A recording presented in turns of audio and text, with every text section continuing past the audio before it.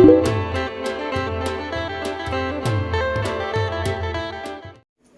งว่าท่านไหนเน่า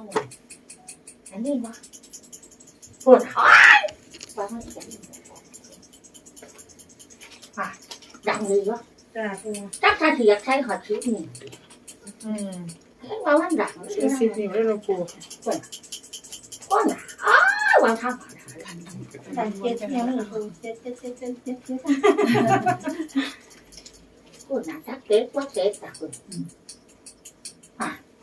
ดังเลยอยากให้เฉลยมีเงินสักกันแล้วพอจังดังมาได้อยากดังหลายพ่อว่าท่านพ่อว่าอยากดังแหวนมันอยากห้องถ้าห้องที่อยากเก็บเก่าห้องแล้วมันหนักมันค่ะห้องแล้วหวังมันถือวันเอาห้องว่าถือห้องถือต้องมือนี่ได้ใช้แหวนผีนี่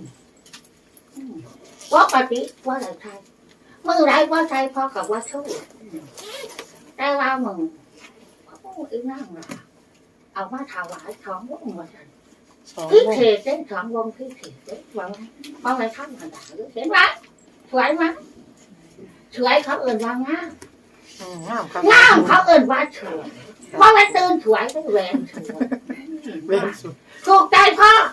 ถูกใจพ่อเขาไม่ต้องถามว่าถูกใจไหมถูกใจนิ้วนี้ถูกใจไหมไม่ถูกใจหักลูกนิ้วนี้เราก็ถูกใจไหมไม่หักลูกนิ้วนี้ถูกใจไหมหักลูกไม่แล้วครั้งนี้ได้พอถูกใจทั้งหายนี่หรือว่าครั้งนี้ถูกใจว่าถูกใจนิ้วนี้ถูกใจไม่ใจนิ้วนี้ถูกใจว่าถูกใจนิ้วนี้ไม่ถูกใจหักลูกนิ้วก้อยเราก็หักลูกอ๋อคอยว่าโอ้ได้หวาน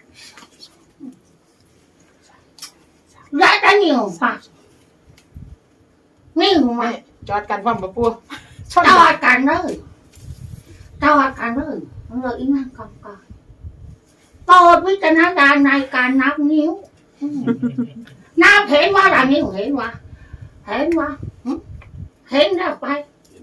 เห็นแล้วอันนี้คือโตแรกนี่ที่บูชูครั้งเดียวด้วยละปู ว่าอยากชู้เพราะว่าแหวนหัวมันไม่เหมือนกัน ครับผม เขาอยากโชว์แหวนนี่เพราะว่ามันไม่ผิดนิ้วเขาเลยโชว์ไปเลย5 นิ้วมันหายว่าไม่ว่างั้นกันนะครับ ผมแล้วรอบที่2ตัวไหนพ่อตัวไหนพ่อก็จิตเท่าว่าพอว่าคือถือว่าเท่าน้องเท่าคืออีกคือเก่าล่ะเพราะว่าไม่แหวนเพราะอะไรเท่าเพราะนิ้วนี่มากกว่านิ้วที่มากกว่านิ้วกลางมากกว่านิ้วล่างมากกว่าเอาขึ้นมากกว่านิ้วก้อยได้พอมากคือเก่าว่าข้างหางนี่ข้างนี่ได้พอว่านิ้วโป้มากกว่าเพราะว่านิ้วที่มากกว่านิ้วกลางนิ้วนางนิ้วก้อยต่อกันคือเก่าโตเก้าผู้หลายว่าถูกเก้าหาแล้วปู ผู้หลายว่าเข้ามา หาเก้าแต่ว่าจังทันได้ไหมว่าให้มันถือเปล่าของอันนี้คือการโชว์แหวนพอโชว์ฮอดชื่อเหรียญมาโชว์ไปเรื่อยๆเพราะว่ามีแหวนให้โชว์วันไหนใส่ก็ได้โชว์วันไหนไม่ใส่ไม่โชว์นะพ่อเหรียญแหวนอีกแล้วเติมน้ำมันยังคือเก่าไหมพ่อ97เติมแล้วไว้แต่ลูกร้านไปเติม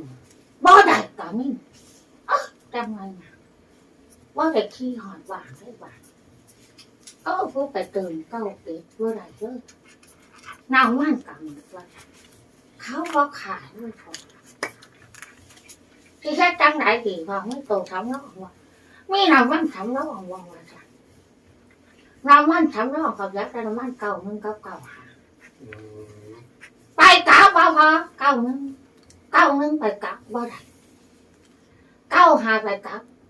กาว่าได้อีกแล้วโอ้ยได้ขาเดียวได้ขาเดียวเก้าเตะไปกลับได้แต่ว่ามันเหมือนเจ็บจังไหนบ้างมันแปลกอยู่มันมันเหมือนถามว่าอีนั่งล่ะไปเห็นผู้ใดก็ว่าขวัญเขาว่าทางไหน มันอายุ70 ปีปู70 กว่าปีแม่ครูว่า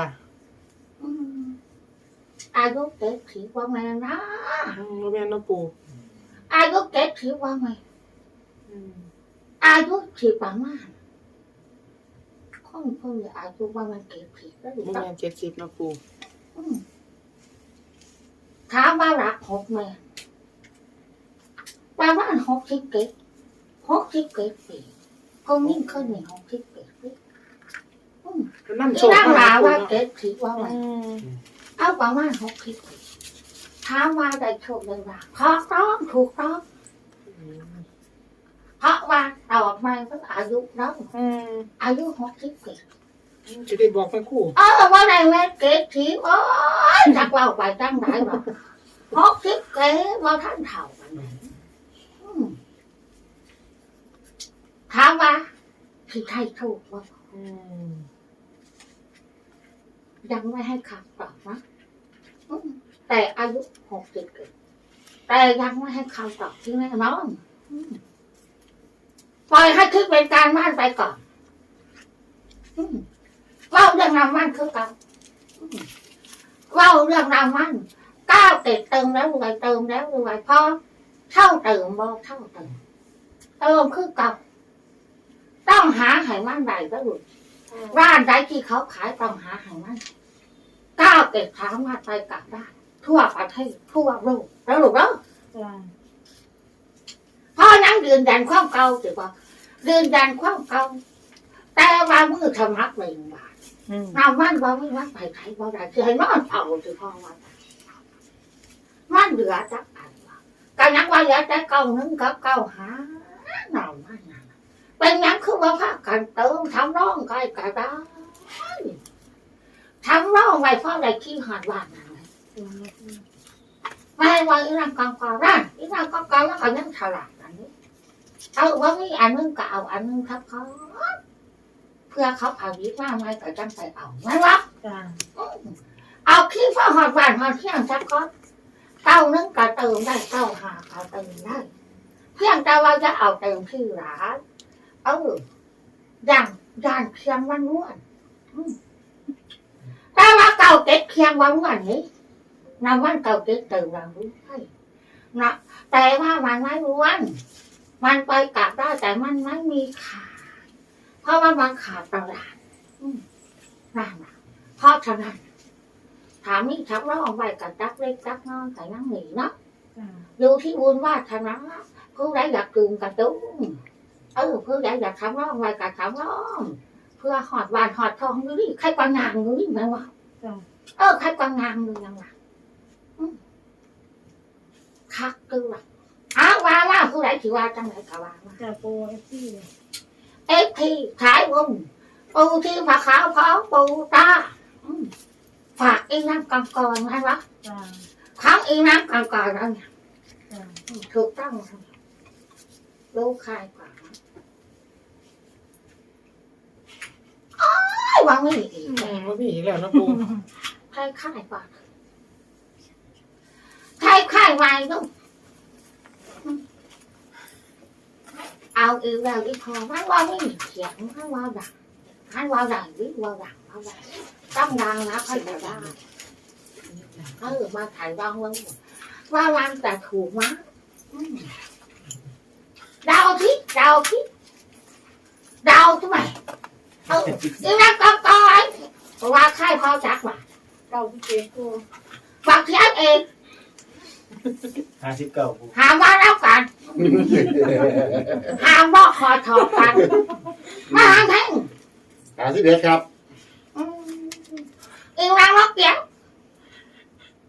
เครียดแล้วจะเอาทั้งน้อง มันไม่คิดอยุบปู ใครจักหวานเนาะว่ามันเอาดักหัวมากเลย 76ปูก็ได้ อันนี้เจ๊ที่พบอะไรมาสาร